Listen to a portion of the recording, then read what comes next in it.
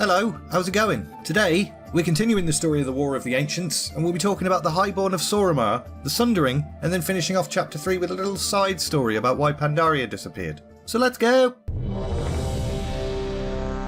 Whilst battles raged across central Kalimdor, a group of Highborn based in Soramar were tasked with covert activities aimed at assuring Ashara's reign. This group particularly excelled in hunting down and acquiring artifacts of great power. Among their greatest discoveries, the long-lost Pillars of Creation. You know, those relics that the Pantheon had gifted to the Keepers before buggering off. And the Keepers had treasured them so much, they bloody lost them almost immediately. Anyway, the group's leader, Grand Magistrix Alisander, had become concerned that the Legion did not have the Highborn's best interests in mind. I wonder what gave her that idea. I like to think, whilst the demons destroyed a lot of the Night Elves' empire and poisoned the land with their fell magics, Alisander was all like, I've got a bad feeling about this.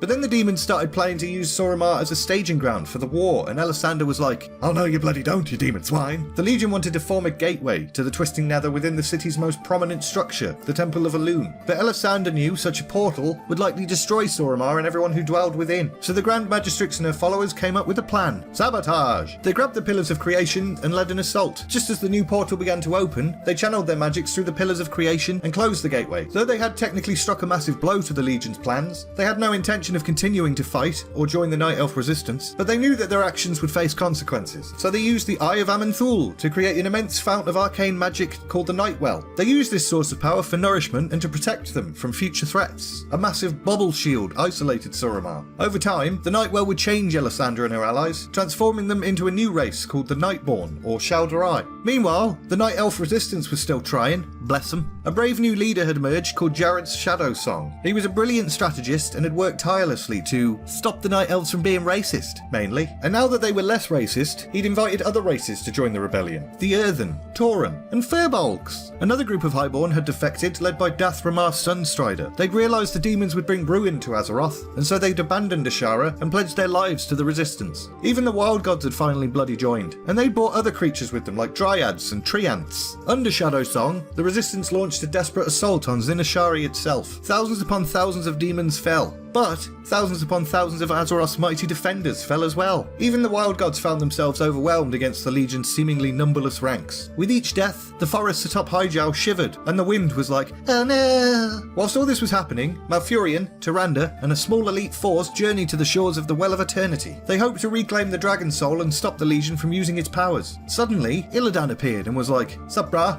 It was a ruse. I'm not really a traitor. The looks on your faces. You were totally not prepared. Malfurion really didn't believe his brother at all, but decided there were currently bigger fish to fry, because the Well of Eternity had become a giant gateway for Sargeras himself. He realised that nothing could possibly stop this fallen titan. The only option was to destroy the Well of Eternity itself. After reclaiming the Dragon Soul, they infiltrated Ashara's palace and saw the Highborn weaving a spell to strengthen the portal within the well. Through sheer desperation, Malfurion drew on the Dragon Soul's energies to conjure a colossal thunderstorm. This tempest battered the Night Elf capital and decimated the demons and Highborn within the city. As Sargeras started to emerge from the portal, the Highborn spellwork wavered, and an unstable vortex ignited within the Well of Eternity. The fount buckled in on itself, and Sargeras was like, "Whip!" Volatile energy splurted from the well and conveniently managed to suck most of the Legion ranks back to the Nether as well. There was no time to savour this victory though. Massive earthquakes began rupturing the crust of Azeroth. At this point, everyone decided the best thing to do would be to bloody cheese it. The Well of Eternity completed its collapse, igniting an explosion. The ocean surged in to fill the void left by the explosion, devouring the ruins of Zinashari. When the earthquakes finally ceased, nearly 80% of Kalimdor's landmass had been shattered. A storm of energies known as the Maelstrom had engulfed the Well of Eternity. This constantly spinning vortex would stand as a constant reminder of the terrible cost of the war. Queen Ashara and her Highborn had actually survived this somehow, but not without consequences. They'd been sucked into the Maelstrom, and many of them would be warped into fish snakes called the Naga. I ate a Naga chili once, I almost died.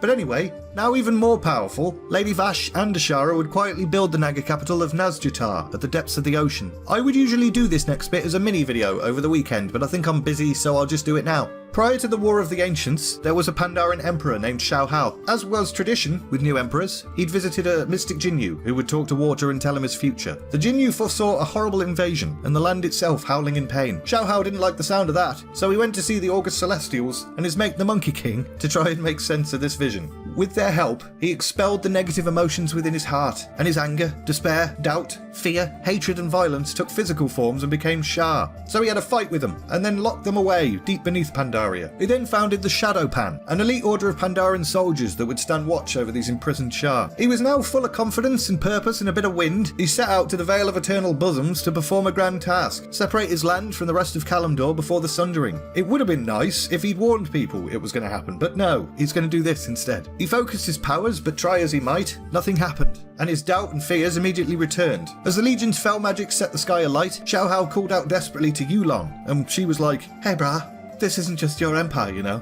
It's all connected, man. Everything is one.